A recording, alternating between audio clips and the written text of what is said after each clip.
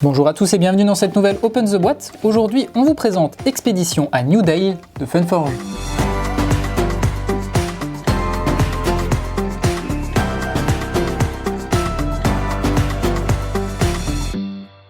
Expédition à New Dale, c'est le nouveau jeu de l'auteur Alexander Pfister qui est notamment connu récemment pour Maracaibo. C'est un jeu qui se joue en 8 chapitres et c'est un jeu illustré par Clemens Franz.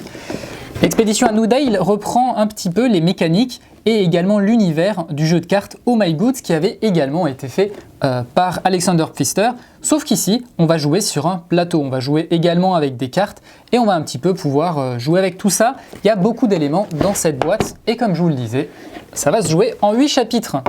On commence avec la règle du jeu, une règle du jeu qui est bien faite avec des exemples, avec tout le matériel comme on le voit ici.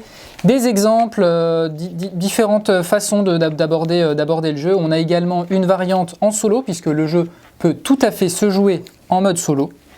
Voilà, avec ici un résumé des tuiles. Et on a fini ce livret de règles. On a un autre livret dans la boîte. Et oui, je vous le disais, ça se joue en 8 chapitres. Et bien voici le livret des chroniques. Puisque pour chaque chapitre, on va avoir une certaine façon de jouer. Donc on a 8 chapitres, à chaque fois vous allez avoir une manière de scorer peut-être un petit peu différente, vous allez surtout avoir un objectif qui sera différent. Voilà, donc on a ces 8 chapitres, on peut les jouer en mode campagne, c'est-à-dire les uns à la suite des autres, ou alors simplement se dire, bah tiens aujourd'hui je vais faire le chapitre 7, ça marche aussi tout à fait bien. Voilà, sachant que sur le premier chapitre, vous pouvez déjà faire même plusieurs parties. Qu'est-ce qu'on a encore dans la boîte? Alors, on a ici tous ces petits éléments de jeu. Donc on va avoir différentes couleurs, ça se joue de 1 à 4. Donc on va avoir ici, je vais tout sortir, beaucoup d'éléments de jeu en bois. Alors parmi ces éléments de jeu, on va avoir ici des petits jetons qui vont vous permettre de faire des actions, je vais vous le montrer tout à l'heure, les petits jetons actions. Chaque joueur va également avoir plusieurs maisons de sa couleur qu'il va pouvoir mettre sur le plateau pour essayer de faire un petit peu une succession, un village. On va également avoir ici des petits cubes en bois d'une couleur brune.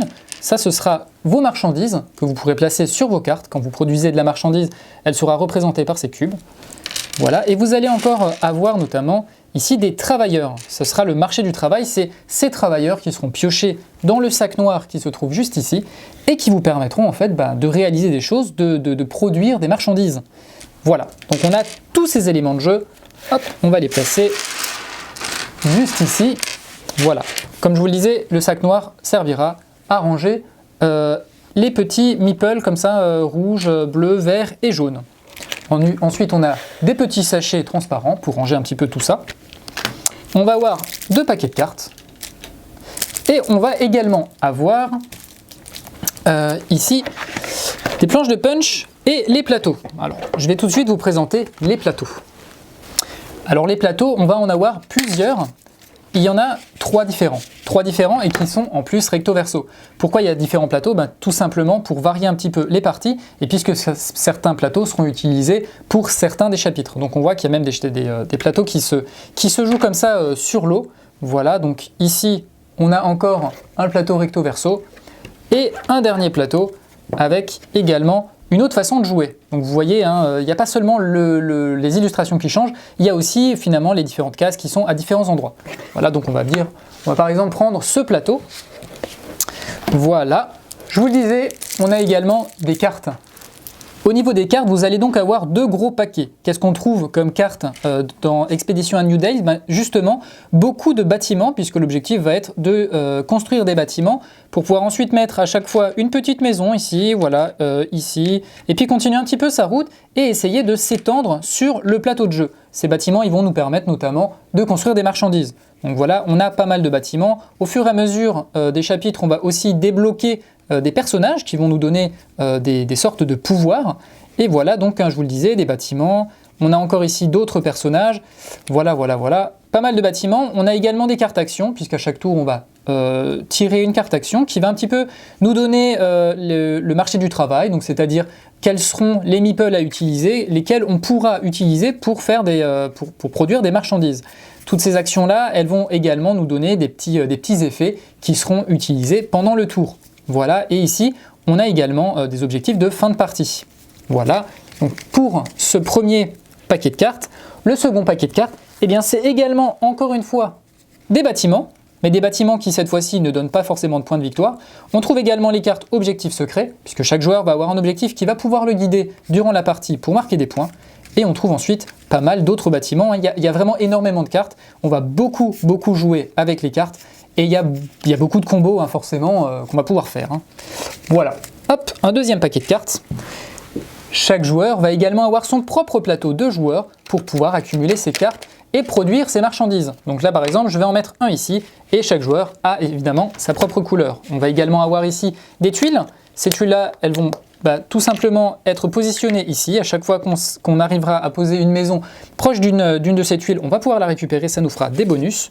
Ici, on a tout simplement des petites tuiles qui nous permettent de comprendre qu'il y a 5 marchandises. Donc c'est pour faire un petit peu le change avec la banque. Voilà donc pour cette planche de punch.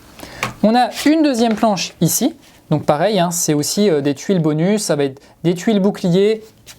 On va également avoir ici d'autres tuiles qui vont avoir des pouvoirs. Certaines tuiles seront utilisées dans le chapitre 1, dans le chapitre 2, dans le chapitre 5. Voilà, chaque chapitre aura sa mise en place. Et ici, eh bien tout simplement, on a le plateau de score. On va au fur et à mesure marquer des points. Voilà, donc on va commencer ici. Au fur et à mesure, on va marquer des points à la fin de la partie. Celui qui remporte le plus de points, eh bien remporte la partie.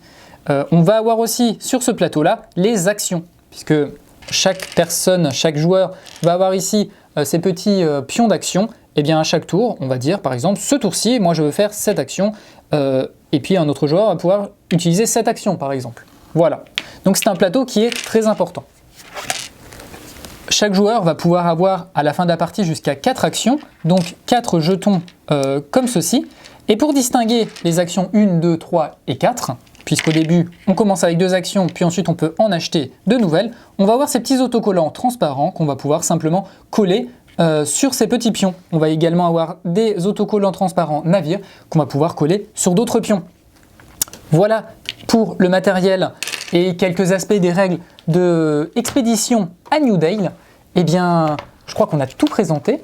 Sur ce, on vous fait des bisous, on vous dit à la prochaine, et puis ciao!